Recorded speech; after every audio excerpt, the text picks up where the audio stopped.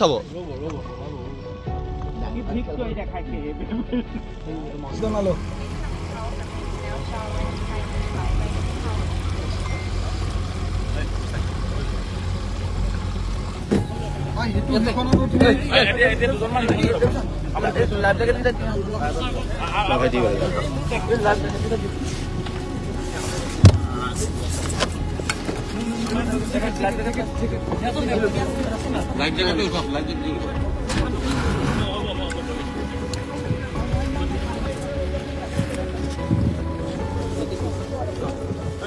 মই নিজে চৰকাৰত আছে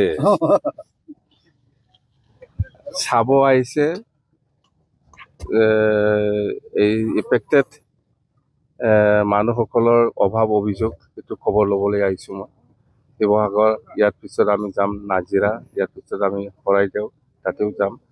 ইয়াত মই অখিল দাদাৰ লগত কথা পাতি যিখিনি কথা মই ফিডবেক পাই আছোঁ এনে ৰেচনখিনিতো ঠিকে আছে পাই আছে কিন্তু ছেটেলমেণ্ট ৰিছেটেলমেণ্টৰ কাৰণে গভমেণ্টে কি ব্যৱস্থা ল'ব পাৰে ইয়াৰ ওপৰত নিৰ্ভৰ কৰিব তো অখিল দাদাই কৈছে যদি PTC ফালৰ পৰা কিবা এটা যদি ছেটেলমেণ্টৰ সময়ত কিবা এটা যদি সহায় কৰিব পাৰে এইটো বিৰাট ডাঙৰ মেছেজ চাওঁ বা ভাল হ'ব বুলি কৈ আছে ভাল হওক বেয়া হওক অখিলে কৈছে যিহেতু অখিল দাদাই কৈছে যিহেতু মই কৰিম মানে BTC ফালৰ পৰাও এই বানাইত্যসকলক সহযোগিতা আগবঢ়োৱা হ'ব মানে হেল্পটো সহায়টো আমি এতিয়া কৰি আছো চৰকাৰী হিচাপে কিন্তু ছেটেলমেণ্টৰ কটক ছেটেলমেণ্ট মানে আপুনি কি পুনৰ সংস্থাপনৰ যিকোনো ঘৰ বনাই দিব লাগিব পাৰে এইটোৱে কৈছো এতিয়া আপুনি ৰেচন দি থাকিলে কি হ'ব ক'ত বহি পেলাই খাব ঘৰ নাথাকিলে ৰেচন দি খাই জীয়াই থাকিব পাৰিব আপুনি ঘৰ বনাব লাগিব কৈছে এতিয়া এইখিনিতে ঘৰ নাই এতিয়া ঘৰ বনাই দিব লাগিব আমি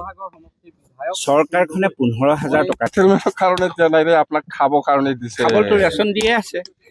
আপুনি কিবা কিবি কিনিব নালাগে হা মছলা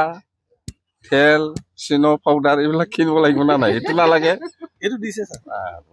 এতিয়া মূল কথাটো হৈছে নাগালেণ্ডত অবৈধ কয়লা খনন আৰু শিল খননৰ কাৰণে এই পলয় হ'ল বুলি মানুহৰ এই বন্ধ নাগালেণ্ডৰ মালিক কোন আমি নাকি কিন্তু শিৱসাগৰতো খনন হৈ আছে শিৱসাগৰ অসমত পৰে নাগালেণ্ডত গালি দিব লাগিব খনন হৈ আছে আপুনি নাগালেণ্ডক গালি দিয়ক না কিয় আমাৰ অসমৰ কথা কৈ আছে নাগালেণ্ড কিয় এনেকুৱা কৰিব লাগে আমি নাগালেণ্ডক গালি দিব লাগে আপোনালোকৰ কাৰণে আমি এইটো হৈছে অসমৰ খিনি বন্ধ হ'ব লাগে অসমৰ মানুহে কষ্ট পাইছে নাগালেণ্ডৰ কাৰণে নাগালেণ্ডক গালি দিয়ক এইটো কেন্দ্ৰ চৰকাৰে দিব লাগিছিলে গালিটো আপুনিও গালি দিব পাৰে আমি গালি দিলে নুশুনে নহয় কেন্দ্ৰ চৰকাৰে দিব লাগিছিল দিব পাৰে চবেই দিব পাৰে হৈছে